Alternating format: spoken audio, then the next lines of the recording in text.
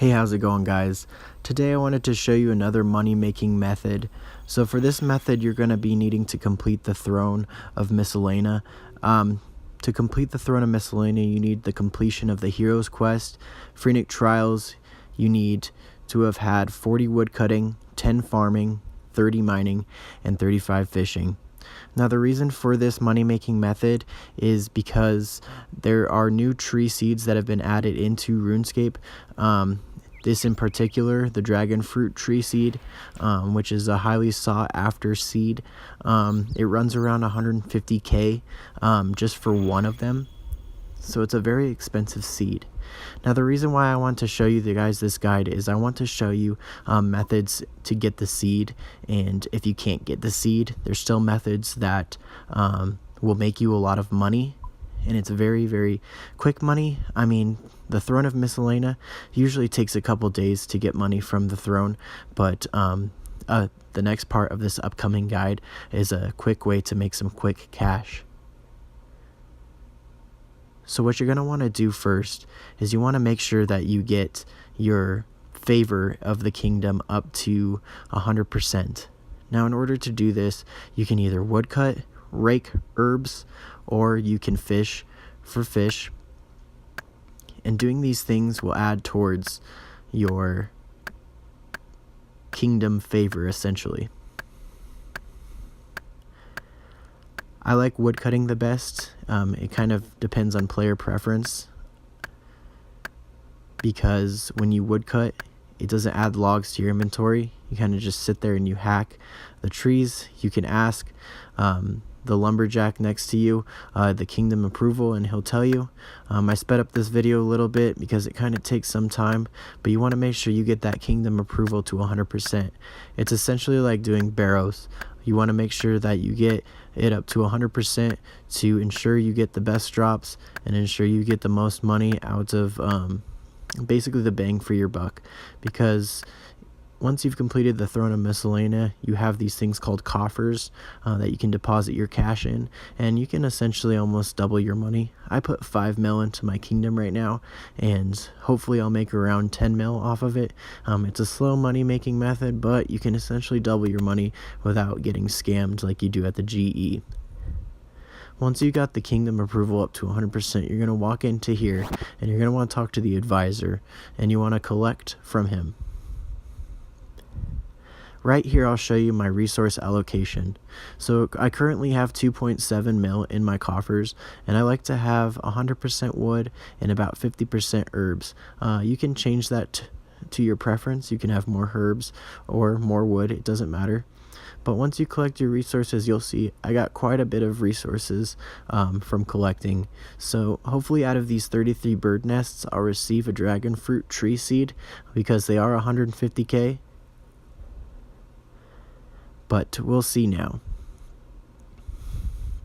Once you've collected your resources from the advisor, your kingdom will essentially just deposit it into your bank, so you won't have to worry about holding all of that stuff in your inventory, which is very convenient for you.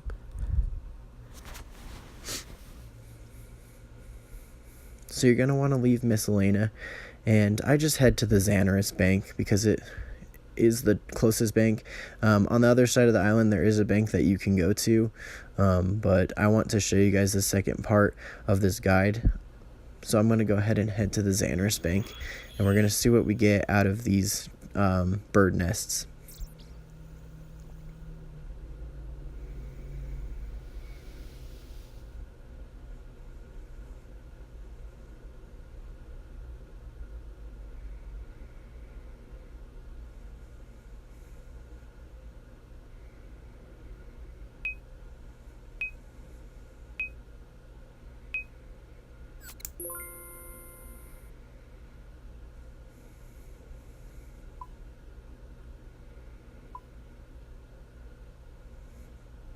So go ahead and withdraw some of your bird nests and open them up. If you want to make a little bit of extra cash, you can crush the bird nests. I mean, it doesn't raise their value up too much, but it raises them up a little bit. Usually the bird nests run around, it depends, they jump from like 3K to 3.6K, in that range. Once you've opened up all your seeds, your nests that have the seeds in them, I usually like to price check to see how much money I have made.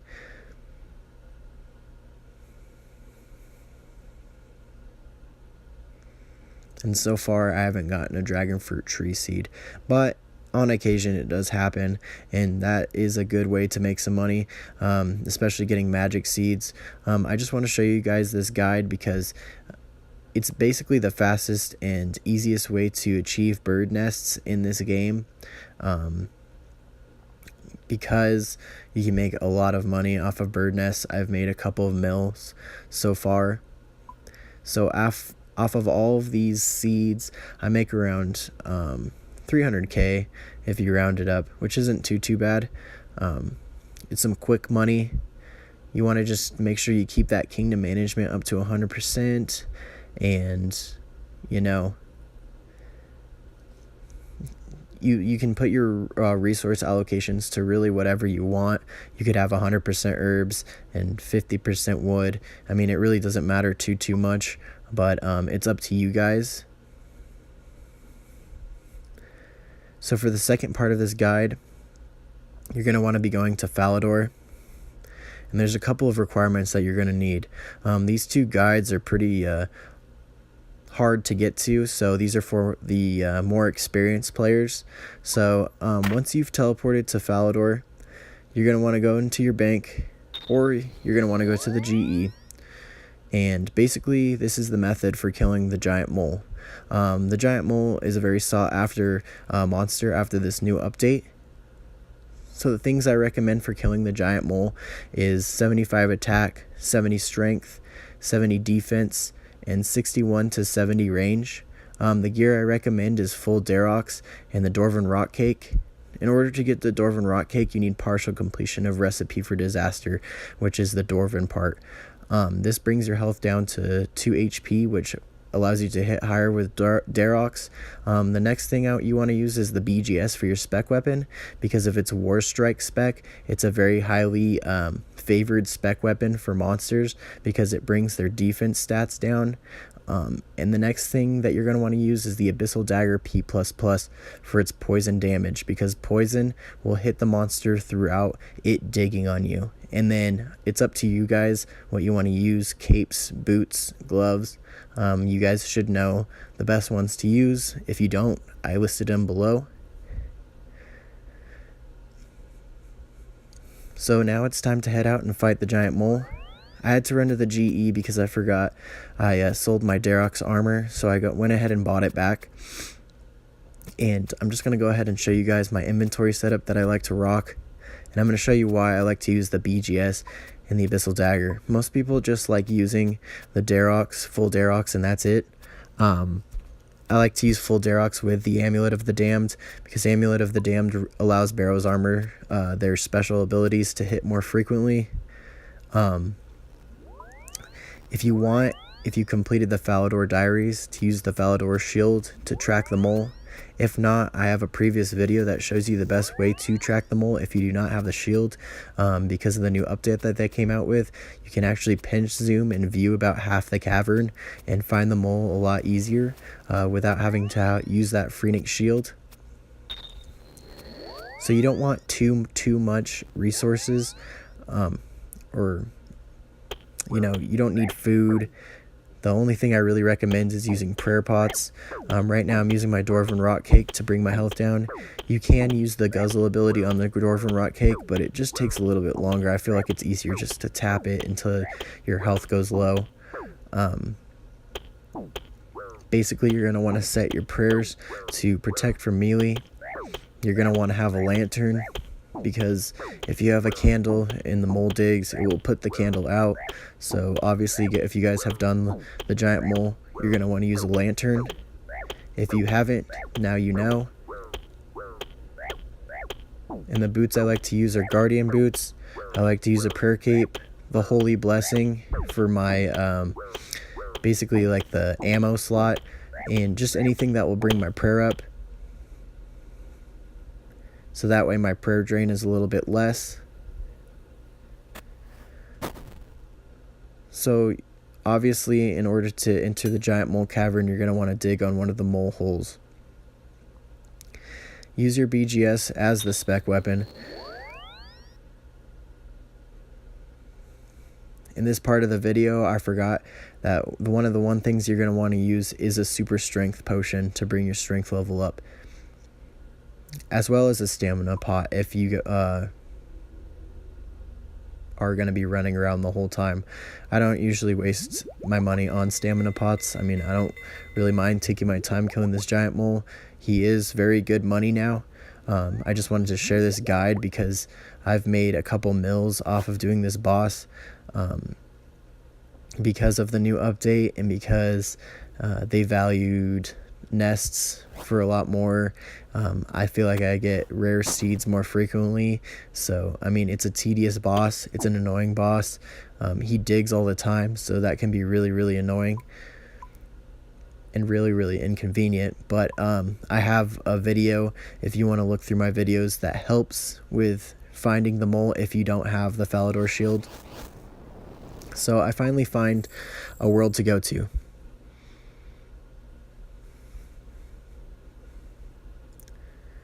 And what you're going to want to do is turn Protect from Melee on, and you're going to want to use 100% of that spec with the BGS. So I kill this mole, I want to say probably in less than a minute. It was really a quick kill. So Protect from Melee, and then use your spec with the with the BGS.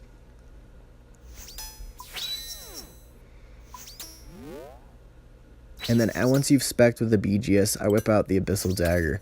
Essentially, when you use the War Strike ability with the BGS, it brings the enemy's defense levels down and the strength levels down as well, which makes it easier to hit on bosses. It is an invisible kind of hit. Once you see that the Abyssal Dagger has poisoned the giant mole, you're going to want to just pull out the Darox and go ahead and start slamming away until you kill the mole. The reason I like using a poison weapon is while this mole is digging, that poison is hitting the mole, bringing its health down, so you don't have to be chasing it around the whole time. At least you know that you're doing damage even when it's running away from you, which makes the mole kills a little bit quicker. I know most people just like using Darox, but these are the two weapons, if you can afford it, to use. So he digs on me, but luckily he digs close, so I leave the Protect from Melee on, and I'm going to go ahead and finish him off right here. Once you receive the moleskins and the mole claws, you're going to want to take the moleskins and mole claws to this farmer out in the Falador Park. His name is Wyson, the farmer. When you go to him, you can either get woad leaves or you can trade the mole parts for nests. As you can see, the mole is a very quick boss to kill once you've gotten the strategy down, and once you've hoarded enough of the moleskins and mole claws, you can head over here to Wyson the farmer and trade in your mole parts for some nests and tree seeds. The moleskins and mole parts are about the same price as the nests, so you don't really have to worry about losing money on this boss. So I always trade the nests or the parts for nests. But if you enjoyed this video and it really helped you guys out, and I mean, it's a good money making method guide, go ahead and give me a like or give me a comment. Thank you guys so much for your love and support, and I'll talk to you guys later.